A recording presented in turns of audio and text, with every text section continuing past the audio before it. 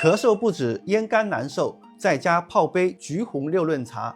这波流感病毒太狠了，到处都是发烧、咳嗽、嗓子疼的人，还有的甚至上吐下泻。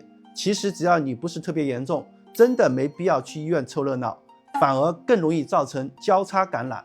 在家呢，可以给自己和家人安排上这杯橘红六润茶，能止咳化痰、生津润嗓。我们取橘红、罗汉果、甘草、陈皮各5克，加上切块的雪梨和少许的冰糖煮水喝。像感染早期引起的干咳、燥咳，喝水像吞刀片，还有感染以后嗓子咳黏痰的情况，都可以经辩证后用好这杯茶。